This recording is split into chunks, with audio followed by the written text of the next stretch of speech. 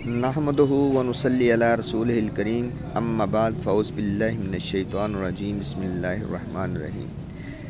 मेरा मौज़ू है तोहम परस्ती। तो हमारे मुसलमानों में तोहम परस्ती जो है ये बहुत ज़्यादा है।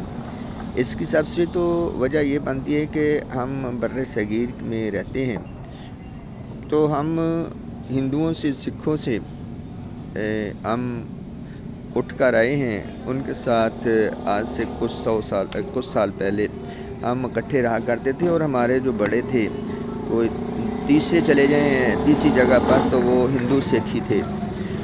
तो वो जो आदत हैं वो हम में से जा नहीं रही है। हमने कलमा तो पढ़ लिया है, हमने अपने अल्लाह का कलमा तो पढ़ लिया है, रसूलुल्लाह सल्लल्लाहु अलैहि वसल्लम का कलमा तो पढ़ लिया है, लेकिन हम अभी तक उसमें दाखिल नहीं हो रहे। उस दीन में जो अरब में आया था, जो अल्लाह ने भेजा था मोहम्मद रसूलुल्लाह सल्लल्लाहु अलैहि वसल्लम पर, अभी तक हम उसको तस्लीम नहीं कर रहे। हम वही आदत, वही अतवार शादियों में और गमियों में हमें वही चले जा रहे हैं। तो मेरा आज का जो मामला बताने का था वो तोहम परस्ती। तोहम परस्ती आप देखें, हम एक मकान बनाते हैं, खूबसूरत मकान, और उसके ऊपर क्या करते हैं, काली हंडिया जो होती है ना उसको उल्टा करके रख देते हैं। कहते हैं कि इसको नज़र ना लग जाए। फिर अगर आप कोई कार लेते हैं, गाड़ी लेते हैं, तो उसके आगे ना जूता जो होता है ना उसका एक पाँव जो होता है उसको लटका देते हैं कि इसको नज़र ना लगे। ये सारी की सारी तमाम परस्तियाँ हैं।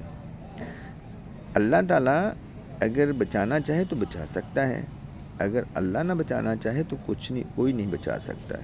तो इसलिए अल्लाह से पनाह मांगनी चाहिए, हर वक्त अल्लाह की पनाह में रहना चाहिए, अल्लाह से मदद मांगनी चाहिए।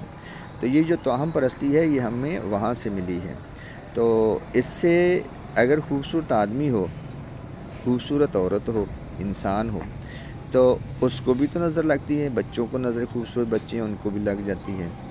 तो फिर उनके भी, या तो उनके सर पर भी हंडिया रखनी चाहिए, उनके गले में भी छितर डालना चाहिए। ये कंसेप्ट जो है ना ये समझ नहीं आ रहा, ये किन लोगों ने हमें दिया है कंसेप्ट।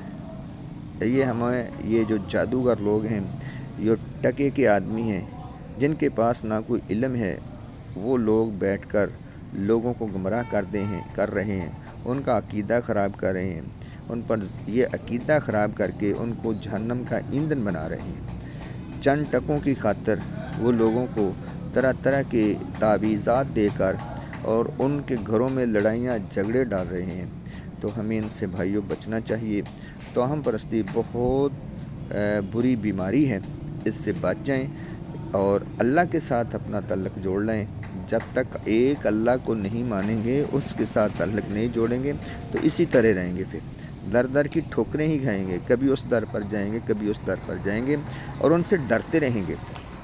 जब तुम एक अल्लाह से डरोगे ना, फिर तुम्हें किसी और से डरना नहीं पड़ेगा। याद रख लेना, जो एक रब से डरता है, फिर वो ना किसी शजर से डरता है, ना हजर से डरता है, ना किसी जिन से डरता है, ना किसी बड़े से डरता है, ना किसी कब्र वाले से डरता है, ना किसी और से डरता है।